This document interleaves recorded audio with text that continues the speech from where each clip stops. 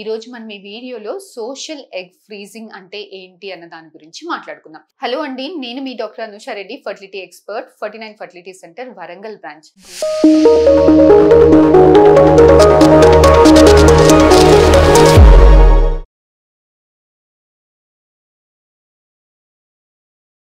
ఇవాళ రేపు social egg freezing గురించి చాలా మంది మాట్లాడుతున్నారు. చాలా మంది పేషెంట్స్ వచ్చి అడుగుతున్నారు, మేడం మేము ఇది ఆప్ట్ చేసుకోవచ్చా, అసలు సోషల్ ఎగ్ ఫ్రీజింగ్ గురించి డీటెయిల్స్ చెప్పండి, ఇది ఎవరు చేసుకోవచ్చు, ఏ టైంలో చేసుకుంటే బెటర్గా ఉంటుంది, ఎన్ని ఇయర్స్ మటుకి మా ఎగ్స్ ఫ్రీజింగ్లో పెట్టుకోవచ్చు, ఇలాంటి ఎగ్స్ తోటి ఫ్రీజ్ చేసుకున్న ఎగ్స్ తోటి రేపు మేము బేబీ తయారు చేసుకొని పెట్టుకున్నప్పుడు బేబీకి ఎటువంటి ఇబ్బందులు ఏమన్నా ఉంటాయా, ఇది లీగలేనా అన్న డౌట్స్ అనేది అడుగుతుంటున్నారు. సో ఈ రోజు మనం ఈ వీడియోలో ఈ టాపిక్స్ గురించి మాట్లాడుకుందాం. చాలా మంది ఇవాళ రేపు ఫీమేల్స్ కెరీర్ ఓరియంటెడ్ గా ఉంటున్నారు.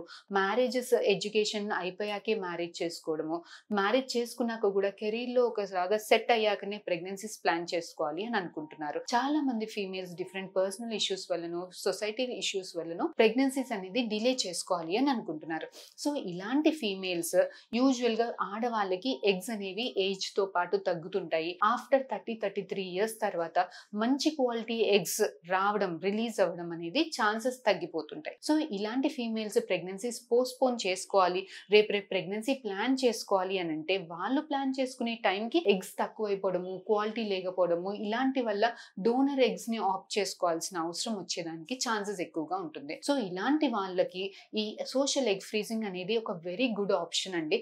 సో దీంట్లో ఏం చేస్తాము అంటే, పీరియడ్ వచ్చిన సెకండ్ డే మీరు వస్తే మీ ఎగ్స్ ఎన్ని ఉన్నాయి అన్నది స్కాన్ లో చెక్ చేసి, ఈ ఎగ్స్ అన్నిటికన్నీ పెరిగేదానికి కొన్ని ఇంజెక్షన్స్, ఒక 10 days IVF పద్ధతిలో ఇంజెక్షన్స్ ఇచ్చి ఈ ఎగ్స్ ని రిట్రీవ్ చేసి మెచ్యూర్డ్ ఎగ్స్ ని ఫ్రీజింగ్ లో పెడతాం. సో క్రయో ప్రిజర్వేషన్ అనేది చేస్తాం. సో ఇలా ఫ్రీజ్ ఉన్న ఎగ్స్ 10 years మటుకి మనకి ఫ్రీజింగ్ లో ఉంటాయి. So whenever you are ready to plan pregnancy, మీ పార్ట్నర్, మీ హస్బెండ్ స్పర్మ్ తోటి మనం ఫ్రీజింగ్ లో నుంచి బయటికి తీసిన ఎగ్స్ ని థా చేసి పార్ట్నర్ స్పర్మ్ తోటి మిక్స్ చేసి బేబీ తయారు చేసి ఫ్రెష్ గా మనం యూట్రస్ లోపలికి ఇంజెక్ట్ చేస్తాం. This is the process.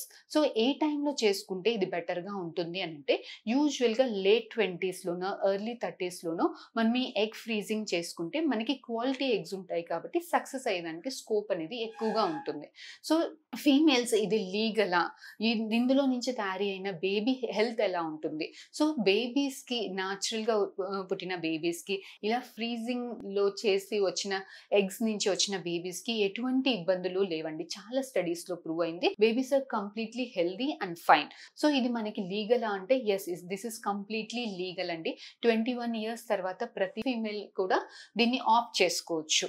చాలా మంది మన ఫిలిం హీరోయిన్స్ కూడా they are now being very vocal about it. చాలా మంది క్యాన్సర్ పేషెంట్స్ కూడా ఇవాళ రేపు క్యాన్సర్ కూడా ముందలైతే ఎల్డర్లీ ఏజ్ గ్రూప్, ముసలి వాళ్ళకి వచ్చేది, ఇవాళ రేపు క్యాన్సర్స్ అనేవి రిప్రొడక్టివ్ ఏజ్ గ్రూప్ ఫీమేల్స్ కి వస్తున్నాయి, యంగ్ పిల్లలకి, చిన్న పిల్లలకి వస్తున్నాయి. సో ఇలాంటి క్యాన్సర్ పేషెంట్స్ యూజువల్ గా మనము ట్రీట్మెంట్ తీసుకునేటప్పుడు, కీమోథెరపీ తీసుకునేటప్పుడన్నా, రేడియేషన్ తీసుకునేటప్పుడన్నా ఎగ్స్ మీద ఎఫెక్ట్ పడి ఇవాళ రేపు క్యాన్సర్ కి ట్రీట్మెంట్స్ అనేవి చాలా బాగా వచ్చాయి, సర్వైవల్ రేట్స్ కూడా చాలా బాగున్నాయి. సో ఇలా సర్వైవ్ అయిన పేషెంట్స్ రేపు ప్రెగ్నెన్సీ ప్లాన్ చేసుకునేటప్పుడు వాళ్ళకి ఎగ్స్ డ్యామేజ్ వల్ల ఇబ్బందులు అవ్వకుండా ఉండేదానికి ఈ ట్రీట్మెంట్ స్టార్ట్ చేసే కన్నా ముందే, క్యాన్సర్ ట్రీట్మెంట్ స్టార్ట్ చేసే కన్నా ముందే ఇలాంటి వాళ్ళు వాళ్ళ ఎగ్స్ ని IVF పద్ధతి ద్వారా బయటికి తీసి ప్రిజర్వ్ చేసుకొని రేపు cancer when they are ready to plan pregnancy ఇలాంటి ఎగ్స్ ని వాళ్ళ పార్ట్నర్ స్పర్మ్స్ తోటి ఇంజెక్ట్ చేసుకుని ప్రెగ్నెన్సీస్ అనేది చాలా చక్కగా ప్లాన్ చేసుకోవచ్చండి. So this is called egg preservation. మీకు ఈ టాపిక్ లో ఫర్దర్ గా ఇంకేమైనా డౌట్స్ ఉంటే ప్లీజ్ డు కాంటాక్ట్ us అండి. We'll definitely get back to you. Thank you.